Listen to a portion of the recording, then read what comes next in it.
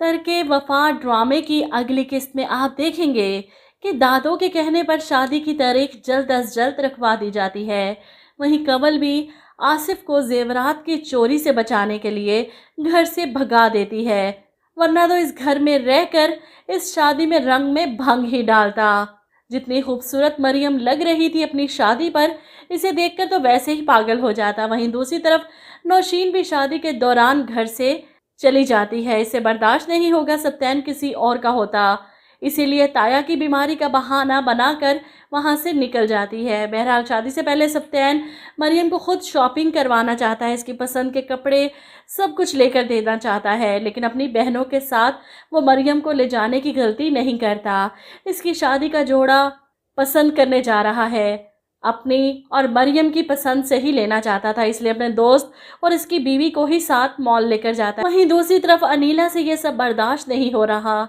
ये प्यार मोहब्बत बिल्कुल बरसाती नाले की तरह होता है, जितना जल्दी चढ़ता है इतना ही जल्दी उतर भी जाता है। ये लड़की एक दिन सत्यान के दिल से उतर ही जाएगी, जिस पर सजीला जवाब देती है कि बात मंगनी से सीधा शादी तक पहुंच गई। सत्यान ने तो आपको दूध में से मक्खी की तरह निकाल बाहर किया, ऐसे में अपनी भाई की खुशियों की सबसे बड़ी दुश्मन बन चुकी है अनीला। सत्यान शादी तो मरियम से कर रहा है, लेकिन घर बसाएगा वो नौशीन के साथ, और यही सबसे बड़ी फसाद की जड़ होगी सत्यान और मरियम के बीच गलत फहमियाँ पैदा करने की। पहले दिन से ही इसे मरियम बर्दाश्त नहीं होगी। वहीं मेहंदी का फंक्शन शुरू हो चुका है। मरियम तैयार होकर नीचे आती है, इसे देखकर तो इसकी पुप्पो ड्रामेबाजियाँ करना शुरू कर देती है। अल्लाह मियाँ, मेरी बच्ची को बुरी नज़र से बचाना, मैं तो अपनी बच्ची की नज़र उतारूंगी, वो भी पूरे 3 बार। सब जानते हैं इसकी असलियत। इधर सत्यान के घर में भी इसकी बहनों ने धूमधाम से मेहंदी का फंक्शन किया, लेकिन अनीला का तो पूरे फंक्शन में मुंह बना हुआ था। ऐसे में बारात का दिन भी आ पहुंचता है।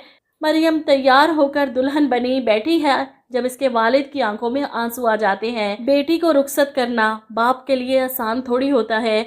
वहीं माँ भी बैठकर समझाती है कि आज तुम अपनी नई जिंदगी का आगाज करने जा रही हो, शादीशुदा जिंदगी का। हर कदम फूंक फूंक कर रखना, कभी अपने माँ बाप की तरबियत पर आंच न आने देना। वो बड़े प्यार से अपनी बेटी को समझाकर रुखसत करेंगी। मरियम को रुखसत करके घर लेकर जाता है सत्यान, और इसकी बहनें इसकी सारी रस्में पूरी करती हैं। सत्यान का दोस्त इसे समझाने की कोशिश करता है कि मरियम अब तुम्हारी बीवी है, और मेरा ख्याल है कि तुम्हें अपनी बीवी और बहनों के साथ इंसाफ करना होगा। बीवी की अपनी जगह है और बहनों की अपनी। कभी बहनों की बातों में आकर बीवी के साथ कोई नाइंसाफ़ी ना कर बैठना। दोस्त जानता था कि सत्यान अपनी बहनों के मामले में कितना जज्बाती है, इसीलिए इसे समझाता है।